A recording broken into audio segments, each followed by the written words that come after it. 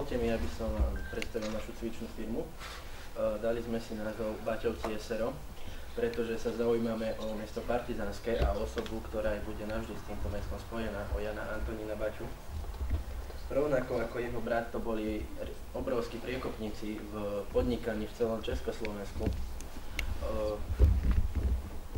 Preto by sme chceli vybudovať v tomto meste múzeum v spolupráci s mestom, pretože niečo podobné, čo by sa venovalo týmto osobnostiam, tu chýba. Preto nám dovolte, aby sme dneska mohli odprezentovať prezentáciu vecí, ktoré sme doteraz zohnali a urobili, dali dohromady, a zároveň sa chcem hneď dopredu ospravedlniť, ak sme tam spravili nejaké chyby, ktoré sa týkajú histórie, nejaké nepravdy, ale verím, že nás to pomôžete a všetky veci dáme na pravú mieru. Ďalej by sme chceli s vami, so žiakmi Baťovej školy, spraviť taký krátky rozhovor na konci tohto celého stretnutia, natočiť to na kameru a použiť to v dokumente, ktorý by sme chceli potom predstavovať na veľtrhoch, po ktorých budeme chodiť, a po základných školách, aby sme tie informácie, ktorých sme pred stretnutím s pánom Grmanom aj vymali milné, aby sme to naučili mladú generáciu, že to bolo trošku iné. Aby ľudia si uvedomili, že vlastne tuto sa začínalo z ornej pôdy. No. My sme v 39. ja som prišiel v septembri 39 sem, vystúpili sme v Šimonovanov na stanici a dívali sme sa od nás, od stanice až po Veľké Bielice, bola velikánska oráčina, nič viac, len v prostriedku boli postavené 3 kocky, trojetážové budovy, 2, ktoré ešte sa zaskrievali a čo. A vedľa bolo 5 tých drevených barákov, ktorých spomínam, takže to boli skutočne také pionierské časy. Aby človek si nadobudol dojem, že skutočne to partizánske sa budovalo od začiatku. Takto to bolo, že nie sme húpli hneď a mali sme tu internáty a teplú studenú vodu a to. Nič takého. Pioniersky, tvrdo. No, že vraj už práve hovorí, že čo si tam aj tam, že voľaký ten nový to zrušili alebo rozpustili, lebo skrátka, že to... Ale ako budovy stoja. No budovy áno, ale že vraj čo donedávna robili a zaujímavé, lebo odborníkov. Chcem vás opýtať, ako si pamätáte na ten príchod Jana Antonína Baťu? Keď tu bol Antonín Baťa v 38.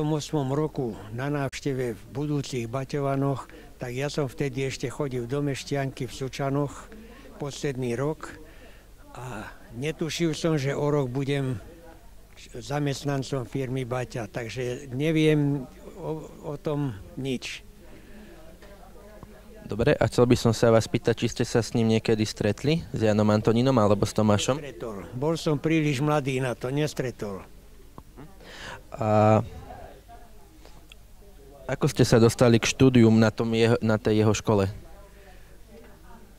Ja som zo Sučian pri Martine a tam bol vedúci predajne obuvy pán Mičutka.